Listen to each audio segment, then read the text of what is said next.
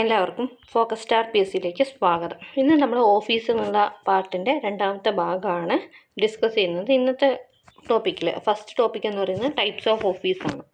അപ്പോൾ എന്തൊക്കെയാണെന്നുള്ളത് നോക്കാം. Front office, അതായത് റിസപ്ഷനെയാണ് നമ്മൾ ഫ്രണ്ട് ഓഫീസ് എന്ന് പറയുന്നത്.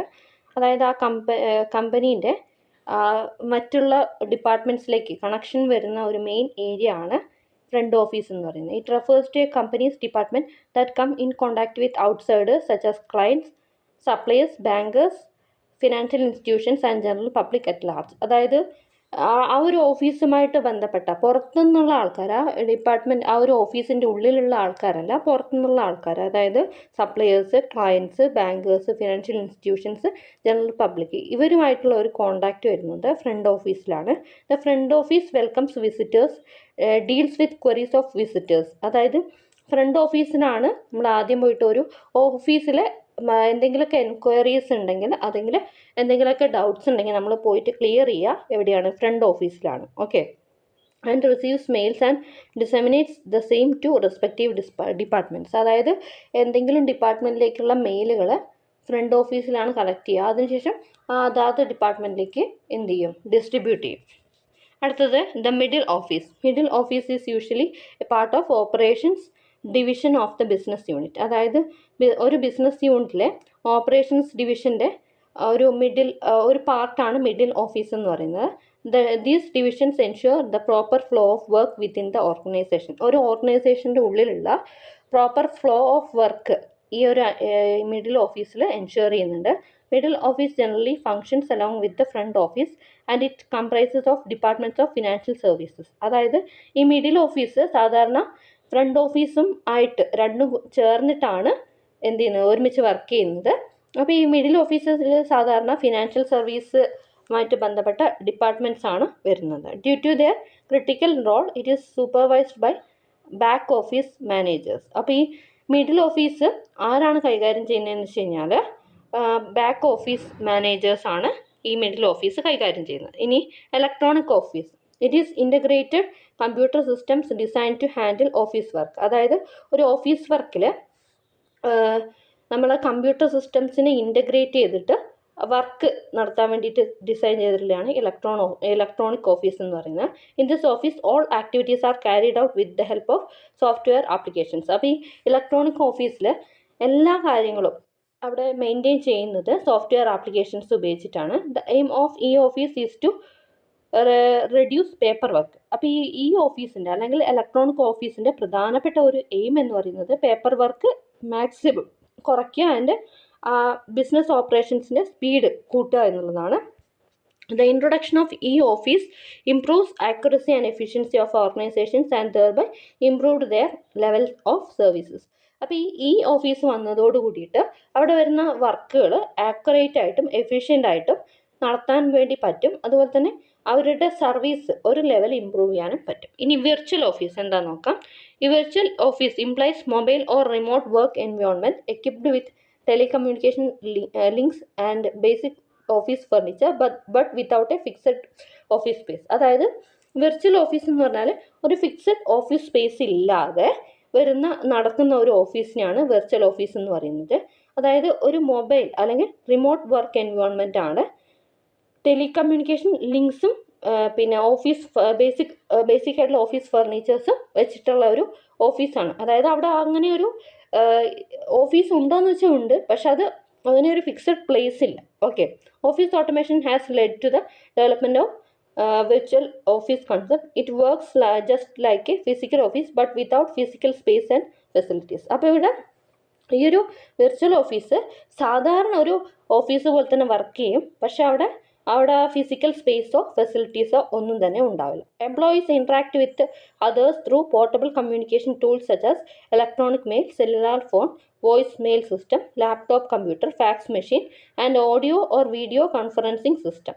അപ്പോൾ ഇവിടെ എംപ്ലോയീസ് എങ്ങനെയാണ് ആ ഒരു ഇൻട്രാക്ഷൻ വരുന്നത് എന്ന് വെച്ച് കഴിഞ്ഞാൽ അതിൽ electronic mail, cellular phone, voice mail system, laptop computer, fax machine, audio or video conferencing system. ഈ ഒരു രീതിയിലാണ് അവിടെ കസ്റ്റമേഴ്സുമായിട്ട് ഡീലിംഗ് വരുന്നത്. Employees armed with these tools can perform their work from any place. അപ്പോൾ ഈ ഒരു ഡിവൈസ് കൊണ്ട് എംപ്ലോയീസിന് ഏത് സ്ഥലത്ത് നിന്നും വർക്ക് ചെയ്യാൻ പറ്റും. അതായത് വീട്ടിൽ നിന്ന്, കാറിൽ നിന്ന്, റെസ്റ്റോറൻറ്റിൽ നിന്ന്, എയർപോർട്ട്, കസ്റ്റമേഴ്സ് ഓഫീസ്, അങ്ങനെ എവിടെ നിന്ന് വേണമെങ്കിലും വർക്ക് ചെയ്യാൻ പറ്റും. വിർച്വൽ ഓഫീസ് എന്ന് പറഞ്ഞാൽ ഒരു ഓഫീസ് ഉണ്ട്, പക്ഷെ അവിടെ ഫിസിക്കലായിട്ടുള്ള ഒരു എക്സിസ്റ്റൻസ് ഇല്ല. അവിടെ വർക്കുകൾ മെയിനായിട്ട് നടക്കുന്നത് laptop, fax, email, voice mail തുടങ്ങിയവ ആ ഒരു രീതിയിലാണ് പ്രവർത്തനം വരുന്നത്. ഇനി ബാക്ക് ഓഫീസ് എന്ന് പറയുമ്പോൾ these offices are generally found in operating corporate organisation where tasks dedicated to operating the company are performed. The term comes from the building layout of early organizations. Here the front office would contain the sales and other customer facing staff, and the back office would be those manufacturing or developing the products or involved in administration but without being seen by customers. അതായത് കസ്റ്റമേഴ്സിനെ കാണാൻ പറ്റാത്ത ബാക്കിൽ നടക്കുന്ന കാര്യങ്ങളാണ് ഈ back ഓഫീസിൽ നടക്കുന്നത്. അതായത് ഇവിടെ എക്സാമ്പിളായിട്ട് പറഞ്ഞു കഴിഞ്ഞാൽ മാനുഫാക്ചറിങ് അല്ലെങ്കിൽ ഡെവലപ്പിംഗ് പ്രോഡക്ട്സ്, അതൊരു എക്സാമ്പിളാണ്. Okay, although the operations of back office are usually not given a lot of consideration, their contribution to the business is significant. അതായത് ഇവിടെ ശരിക്കും പറഞ്ഞാൽ ബാക്ക് ഓഫീസിൻ്റെ പ്രവർത്തനങ്ങൾ, ഓപ്പറേഷൻസ് കൺസിഡറേഷൻ വരുന്നില്ല.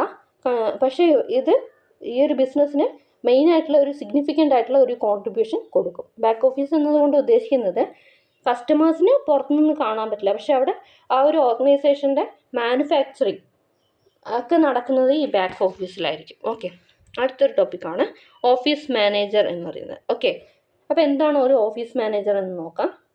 An office manager is an individual who is in charge of an office whose function is to organize and control the activities of the office. അതായത് office manager എന്ന് പറയുന്നത് ഒരു ഇൻഡിവിജ്വൽ ആണ്.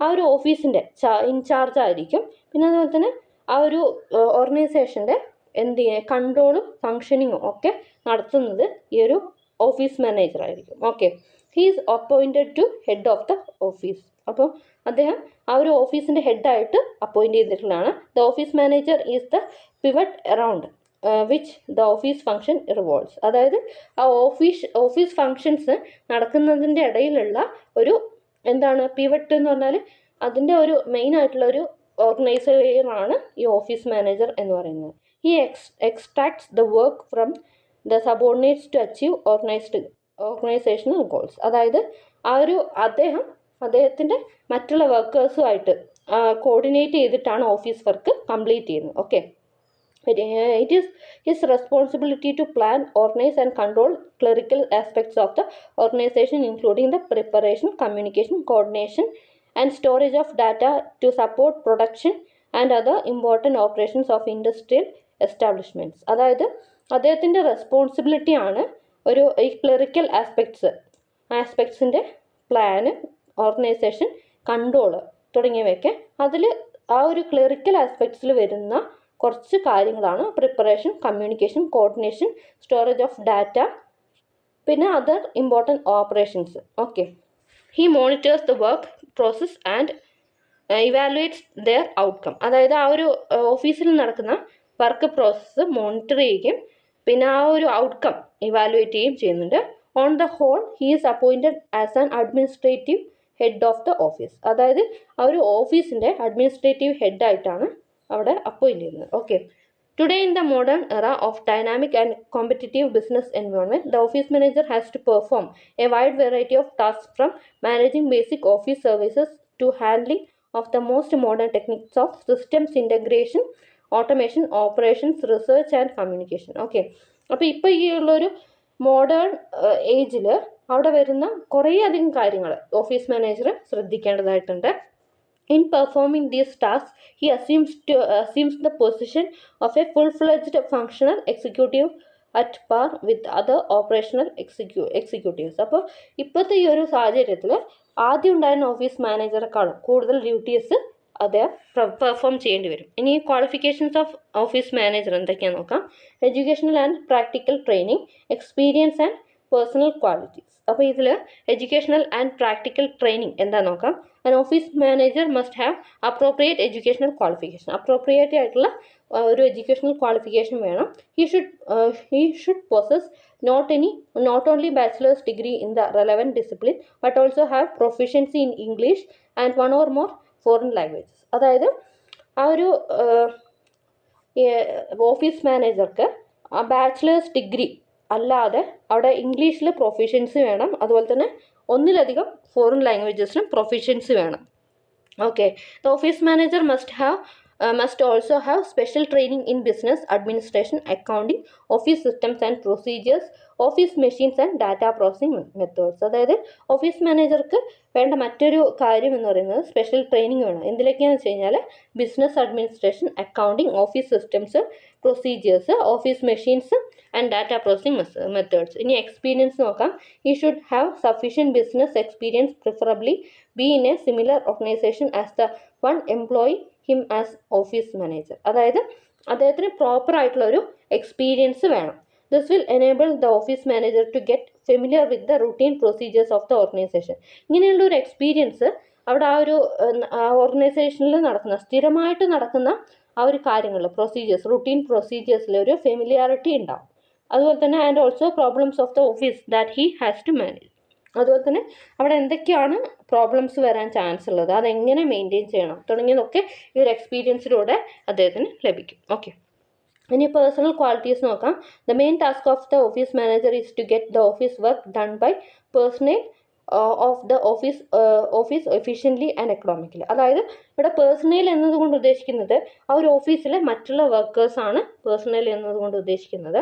അപ്പോൾ ഈ ഒരു ഓഫീസ് മാനേജറിൻ്റെ മെയിൻ ടാസ്ക് എന്ന് പറയുന്നത് ആ ഒരു മറ്റുള്ള സ്റ്റാഫിൽ നിന്നും കറക്റ്റായിട്ട് എഫിഷ്യൻ്റായിട്ടും എക്കണോമിക്കലായിട്ട് ടാസ്കുകൾ ചെയ്ത് കിട്ടുക എന്നുള്ളതാണ്. To achieve this objective he must able to organise, inspire and lead the staff under him. അപ്പോൾ ഈ ഒരു ടാസ്ക് എഫിഷ്യൻ്റായിട്ട് എക്കണോമിക്കലായിട്ടും ചെയ്ത് കിട്ടണമെങ്കിൽ അദ്ദേഹത്തിന് എന്ത് ചെയ്യണം, ആ ഒരു ഓർഗനൈസ് ചെയ്യാനും ഇൻസ്പയർ ചെയ്യാനും ആ ഒരു സ്റ്റാഫിനെ ലീഡ് ചെയ്യാനുള്ള കഴിവ് വേണം. Okay, he must also try to understand the ability and aptitude of each individual worker and delegate work to them accordingly. അതുപോലെ തന്നെ അവിടെ വർക്ക് ചെയ്യുന്ന ഓരോ എംപ്ലോയിൻ്റെയും എബിലിറ്റിയും ആപ്റ്റിറ്റ്യൂഡും തിരിച്ചറിയുകയും അതിനനുസരിച്ച് അവർക്ക് വർക്ക് കൊടുക്കുകയും വേണം. For this he must possess a number of personal qualities such as leadership, sound judgement, sense of justice and fair play, impartiality, sincerity, understanding of human nature, tact, perseverance etcetera.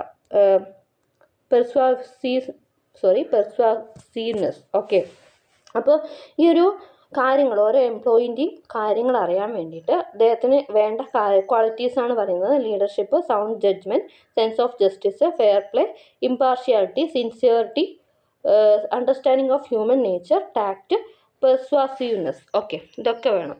Functions of office manager. എന്തൊക്കെയാണ് ഒരു office മാനേജറിൻ്റെ functions? Managerial functions, supervisory functions, personnel functions, duties of the management. ഇനി managerial functions എന്തൊക്കെയാണെന്ന് നോക്കാം.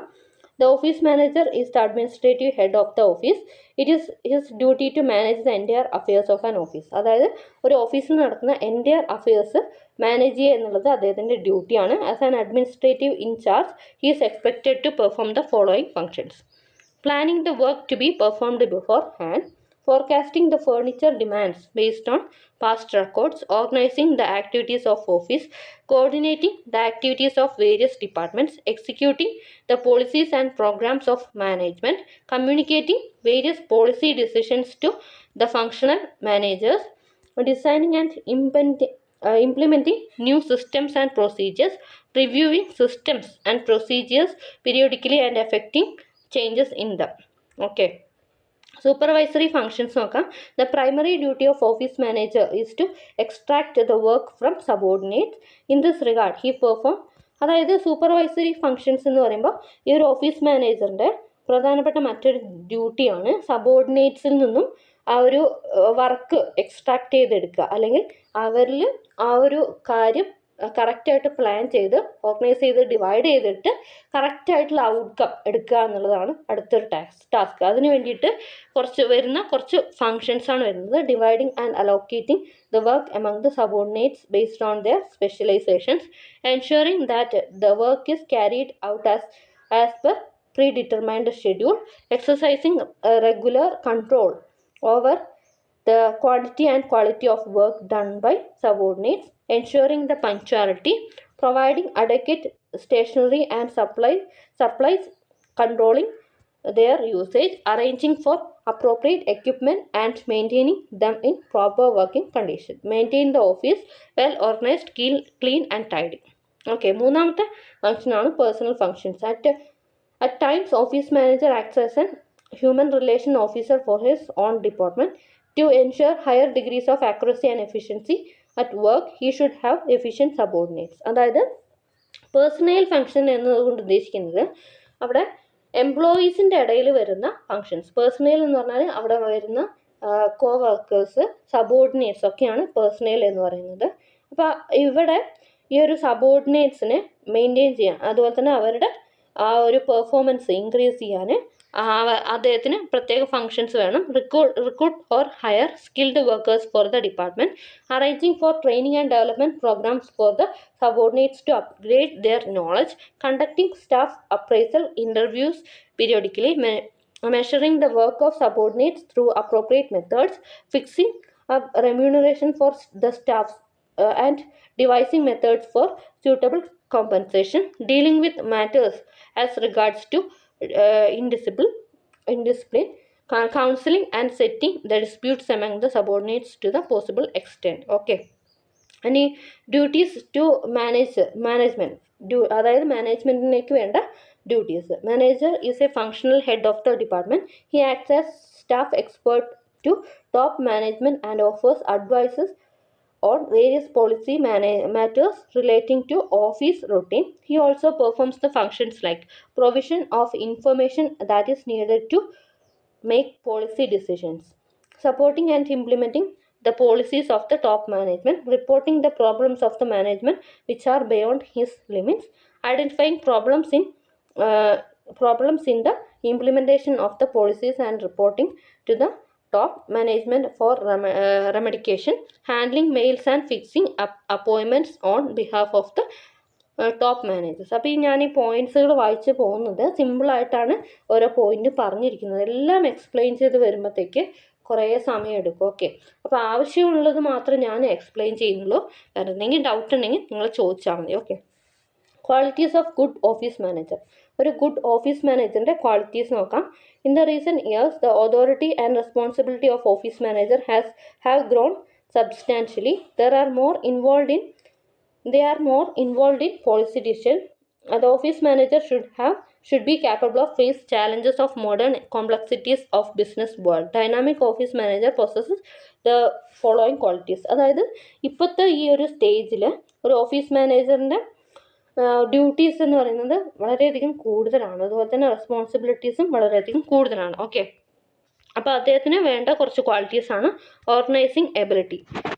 A modern office must be a good organiser. Okay, ഒരു modern office manager എന്ന് പറയുന്നത് ഒരു ഗുഡ് ഓർഗനൈസർ ആയിരിക്കണം. He should organise the office services in such a way that it can be performed smoothly, efficiently and economically. He has to act in the following manner. Okay, അതായത് organising ability എന്ന് പറയുമ്പോൾ ആ ഒരു ഓഫീസിനെ കറക്റ്റായിട്ട് organise ചെയ്യാൻ പറ്റണം, അതിനുള്ള എബിലിറ്റിയാണ്. Dynamic leadership. He should be an energetic leader, അതായത് ഒരു എനർജറ്റിക് ലീഡർ ആയിരിക്കണം അദ്ദേഹം എന്ന് പറയുന്നത്.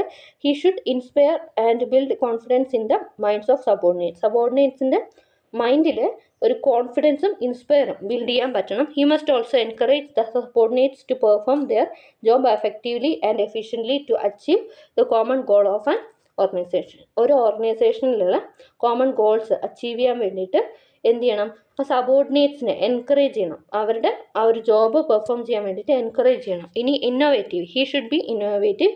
He should have creative thinking and capability to develop better methods and systems. അതായത് ഇന്നോവേറ്റീവ് എന്ന് പറഞ്ഞാൽ പുതിയ പുതിയ ആശയങ്ങൾ ആ ഒരു ഓഫീസ് കാര്യങ്ങളിൽ കൊണ്ടുവരാൻ വേണ്ടിയിട്ട് സാധിക്കണം.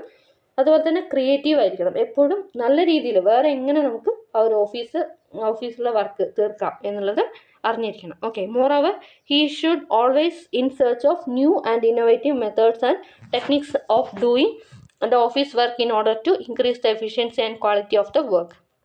Ability to delegate. Office manager should be competent to divide and allocate the job among the subordinates according to their capabilities. അതായത് സബോർഡിനേറ്റ്സിൻ്റെ ക്യാപ്പബിലിറ്റി അല്ലെങ്കിൽ അവരുടെ കഴിവിനനുസരിച്ചിട്ട് വർക്ക് ഡിവൈഡ് ചെയ്യുകയും ഓരോരുത്തർക്ക് അലോട്ട് ചെയ്യാനും പറ്റണം. അതാണ് ഈ എബിലിറ്റി ടു ഡെലഗേറ്റ് എന്നതുകൊണ്ട് ഉദ്ദേശിക്കുന്നത്. Effective delegation of authority ensures accountability among subordinates and indirectly boost their morale to a higher level. അതായത് അവരുടെ സ്കില്ലിനനുസരിച്ചിട്ട് വർക്കുകൾ കൊടുക്കുകയാണെങ്കിൽ ആ വർക്ക് എന്താ പറയുക, നല്ല രീതിയിൽ ആക്യുറേറ്റ് ആയിട്ടും അതുപോലെ തന്നെ നല്ല രീതിയിലും കംപ്ലീറ്റ് ചെയ്യാൻ പറ്റും. Okay, development of personal. He should B demographic leader. He must encourage the subordinates to carry their routine work without his interventions and also allow them to participate in the decisions relating to their work. അതായത് ഓരോരുത്തർക്കും ഓരോ work allot ചെയ്തിട്ടുണ്ടാവുമല്ലോ. അപ്പോൾ അവരവർക്ക് കൊടുത്തിട്ടുള്ള വർക്കുകൾ അവരവർക്ക് തന്നെ സ്വന്തം തീരുമാനിച്ചിട്ടോ ചെയ്യാനുള്ള ഒരു സ്വാതന്ത്ര്യം കൊടുക്കണം. He must conduct staff appraisal periodically to identify their progress and accordingly arrange for training and development programmes for their self upgradation. Okay, അതായത് അവരുടെ ഇടയിൽ ഇടയ്ക്കിടയ്ക്ക് ട്രെയിനിങ് കണ്ടക്ട് ചെയ്യുക. അതുപോലെ തന്നെ എന്തെങ്കിലുമൊക്കെ അച്ചീവ്മെൻറ്റ്സ് ഉണ്ടാവുകയാണെങ്കിൽ അവർ അപ്രീഷിയേറ്റ് ചെയ്യാനും ശ്രമിക്കണം. Okay, forward looking. The office manager should be forward looking. He should be competent to forecast the future, visualize the future problems and devise plan to avoid such problems. അതായത് forward looking എന്ന് പറഞ്ഞാൽ എപ്പോഴും മുന്നോട്ട് ചിന്തിക്കണം. അതായത് ഫ്യൂച്ചറിൽ എന്തെങ്കിലും പ്രശ്നം വരാനുണ്ടോ, പ്രശ്നം വരാതിരിക്കാനും വന്നു കഴിഞ്ഞാൽ അത് സോൾവ് ചെയ്യാനും അയാൾക്ക് പറ്റണം. Okay, heavy competition, fall of demand, price hikes, ഇതൊക്കെ ആയിരിക്കും ഇനി ഫ്യൂച്ചറിൽ വരേണ്ട കുറച്ച് പ്രോബ്ലംസ് എന്ന് പറയുന്നത്. ഓക്കെ, ഇനി other qualities. In addition to the above mentioned qualities, the office manager must have highest level of integrity and should be honest and ethical in his dealings with everyone, both inside and outside the organization. അതായത് ഈ ഒരു മുകളിൽ പറഞ്ഞ qualities അല്ലാതെ എന്ത് ചെയ്യണം, highest level of integrity should be. അതായത് വർക്കിനോടും കസ്റ്റമേഴ്സിനോടും സ്റ്റാഫിനോടൊക്കെ ആണെങ്കിൽ ഹോണസ്റ്റ് ആയിട്ടും എത്തിക്കലായിട്ടുള്ള ഡീലിങ്സ് വേണം. He should be freely contacted and consulted by people from all the departments in the organization. He should be able to handle situations in diplomatically. അതായത് office manager എന്ന് പറയുമ്പോൾ എല്ലാവർക്കും സമീപിക്കാൻ പറ്റുന്ന ഒരു പേഴ്സണാലിറ്റി ആയിരിക്കണം. അതായത് നമുക്ക് എപ്പോഴും എന്തെങ്കിലും കാര്യങ്ങളുണ്ടെങ്കിൽ അവരുമായിട്ട് സംസാരിക്കാനും ഡീൽ ചെയ്യാനും എപ്പോഴും തോന്നണം. ആ ഒരു രീതിയിലായിരിക്കണം പെരുമാറ്റം വരുന്നത്. അത് ഓർഗനൈസേഷൻ്റെ ഉള്ളിലുള്ള എംപ്ലോയീസ് ആണെങ്കിലും പുറത്തുനിന്നുള്ള കസ്റ്റമേഴ്സ് ആണെങ്കിലും അവരുമായിട്ട് സംസാരിക്കാൻ നമുക്ക് പറ്റും, അത് പ്രോബ്ലം സോൾവ് ആവും എന്നുള്ളത് ആ ഒരു ചിന്ത നമുക്ക് മനസ്സിൽ വരണം. അങ്ങനെയായിരിക്കണം ഒരു ഓഫീസ് മാനേജർ എന്ന് പറയുന്നത്. ഓക്കെ, അപ്പോൾ ഇത്രയും കാര്യങ്ങളാണ് എനിക്ക് പറയാനുള്ളത്. ഇനി അടുത്ത ക്ലാസ്സിൽ നമുക്ക് ഓഫീസുമായിട്ട് ബന്ധപ്പെട്ട കുറച്ച് ക്വസ്റ്റ്യൻസ് വർക്കൗട്ട് ചെയ്യാം. അതോടുകൂടിയിട്ട് നമുക്ക് ഈ ഒരു ഓഫീസ് എന്നുള്ള ആ ഒരു മൊഡ്യൂള് തീർക്കാൻ വേണ്ടിയിട്ട് പറ്റും. Okay, thanks for watching. Have A nice day.